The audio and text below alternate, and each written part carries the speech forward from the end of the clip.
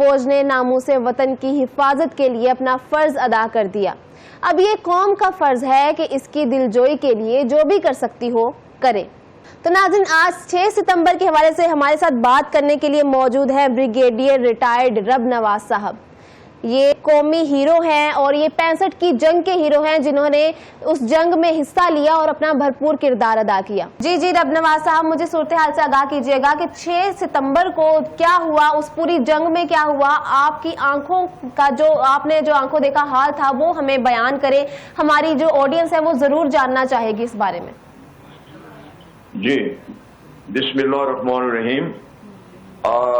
میں 1965 کی لڑائی میں میں صرف لیفٹیننٹ، 2.5-3 سال سروس تھی، اور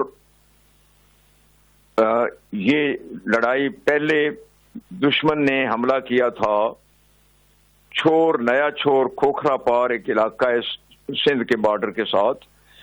تو وہاں سے ان کی کوشش تھی کہ وہ کسی طریقے سے وہ ریلوے لائن ڈسٹرائے کر دیں جو سندھ کو اور باقی پاکستان کو جوائن کرتی ہے۔ اس میں جب وہ حملہ کیا تو وہاں پہ بھی ہم نے ڈٹ کے دفاع کیا، تو I played a very important role.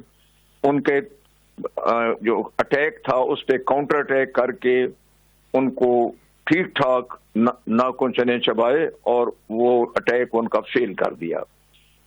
اس کے بعد انڈیا نے بجائے اس ایریا میں دوبارہ حملہ کرنے کے، وہ ایک علاقہ ہے کوٹلی، آزاد کشمیر کا کوٹلی کا علاقہ، وہاں پہ ایک ان کی مال پہاڑی تھی۔ وہ پہاڑی یعنی جو آکوپائڈ کشمیر ہے، مقبوضہ کشمیر، اس میں آتی ہے، اور وہاں سے وہ بہت زیادہ نقصان کرتے تھے ہماری فوج کا، کیونکہ وہ پہاڑی اونچی تھی اور وہاں سے توپ خانے کا بھی فائر اور ان کے جہاز وغیرہ بھی، ہیلی کاپٹرز وغیرہ بھی استعمال ہوتے تھے۔ تو اس جگہ پہ الحمدللہ مجھے موقع ملا تو میری تبادلہ میرا 12 آزاد کشمیر ریجمنٹ میں کیا گیا، کیونکہ میری کارکردگی اچھی رہی تھی یہ نیا چھور کھوکھرا پار ایریا میں۔ تو وہاں پوسٹ کیا گیا، تو میں نے وہ پوسٹ جو مال پوسٹ تھی وہ کیپچر کر لی، وہ جو مال پہاڑی تھی، اور اس کا دفاع اتنا دانائی اور عقل مندی کے ساتھ کیا کہ اس کی لیئرز بنا دی، کہ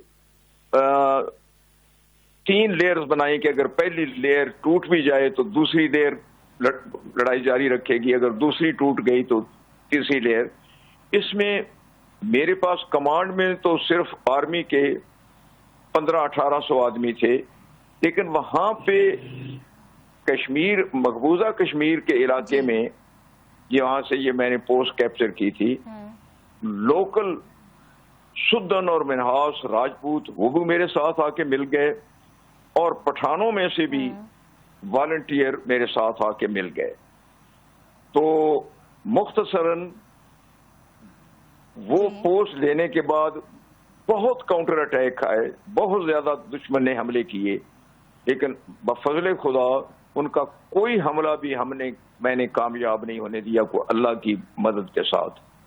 اور اس میں حالانکہ وہ میرے پاس کوئی 7 یا 750 آدمی اکٹھا ہو گیا ہوا تھا، تو وہ سمجھ رہے تھے کہ میں کرنل ہوں اور بٹالین ہے یہ، لیکن میرا دفاع کرنے کا اور سول جو میرے ساتھ والنٹیئر آئے ان کو اس خوبصورتی سے میں نے سیٹنگ کی کہ وہ میرے جو قوت تھی وہ بفضل خدا وہ بٹالین کے برابر ہو گئی۔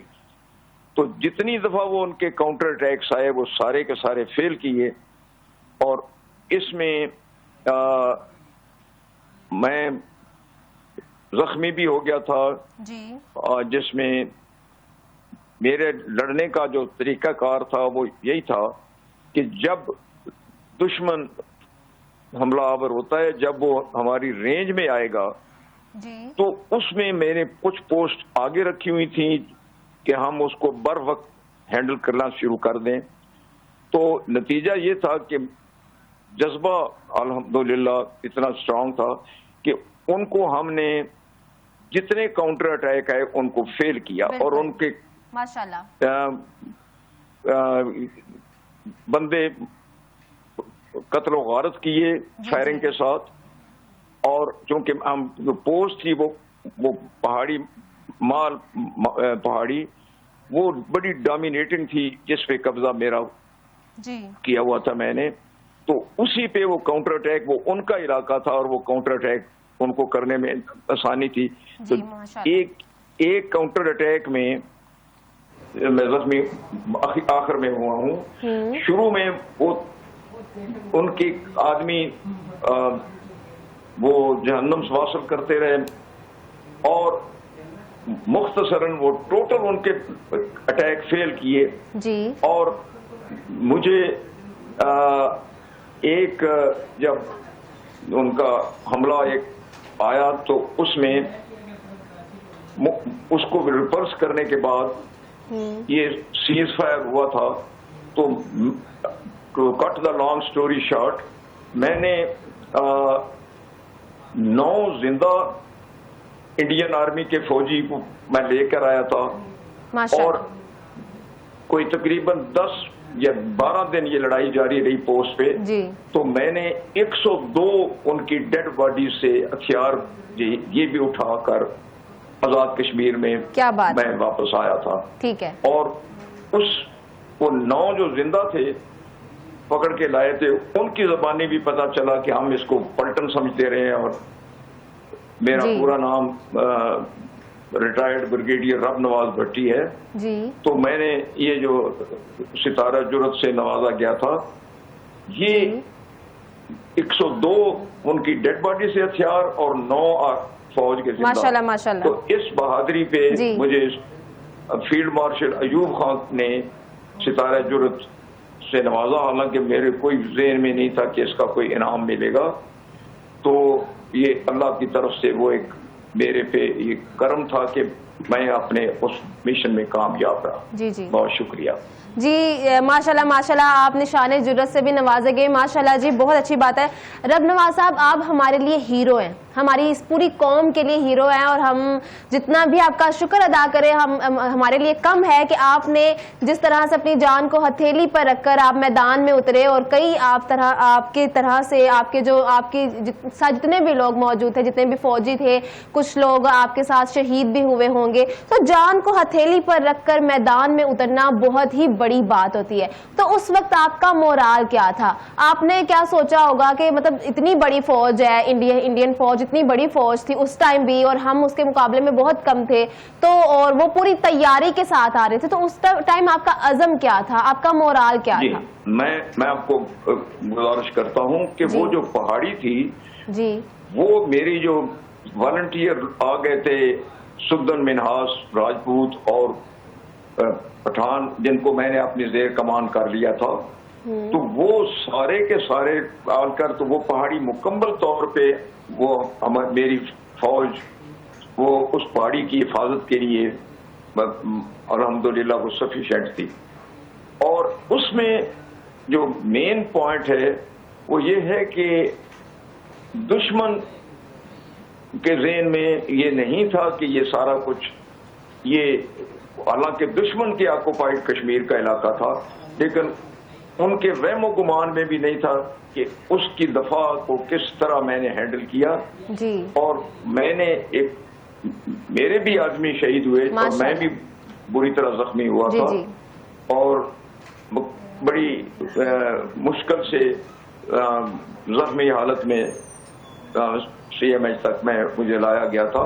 تو میں کہنا یہ چاہتا ہوں کہ ایک چیز جو میں ایک پیغام کے طور پہ اپنی قوم پاکستانیوں کو دینا چاہتا ہوں کہ کبھی بھی میرا جو تجربہ ہے, میں ابھی 83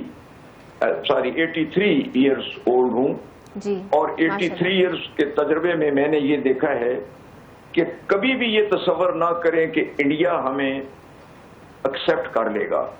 انڈیا نے وہ ذہنی دشمن ہے اور وہ سمجھتا ہے کہ اس کی بھارت ماتا کو کاٹ کر ہم نے پاکستان بنایا ہوا ہے اور ہمیں لازمی طور پہ اس کے لیے اس کے حملے کو روکنے کے لیے اور اپنا دفاع کے لیے اپنے آپ کو تیار رکھنا چاہیے. اور اس میں سب سے پہلی بات یہ ہوتی ہے کہ کہتے ہیں plan for the worst if it comes out to be better take it as a bonus. بدترین صورت جو ہے وہ اس کے لیے تیار رہنا چاہیے اور الحمدللہ ہمارے پاس اٹامک پاور ہے. جی ماشاءاللہ. یہی وجہ انڈیا کو کچھ روکے ہوئے اور بریک ہے کہ اگر وہ ہمارے اوپر بڑے لیول پہ حملہ کرے گا تو کوئی اٹامک ویپن استعمال کرے گا تو اس کے ہمارے اٹامک ویپن ان سے ایکوریسی میں اور بہتر ہیں. تو وہ ایک پرانے سینگ ہے ہم جو ڈوبیں گے صنم تم کو بھی لے ڈوبیں گے. یہ انڈیا کو کلیئر کٹ پتا ہے کہ وہ اس پاکستانی فوج کا جو جذبہ ہے اور جو ہمارے مذہبی جذبہ ہے اور قومی جذبہ ہے اس کو زندہ رہنا چاہیے اور ہمیں کبھی بھی یہ تصور نہیں کرنا چاہیے کہ انڈیا ہمیں ذہنی طور پہ ایکسپٹ کر لے گا اور ہمارے اوپر کوئی دشمنوں والی چال چلنے سے باز آ جائے گا. جی بالکل.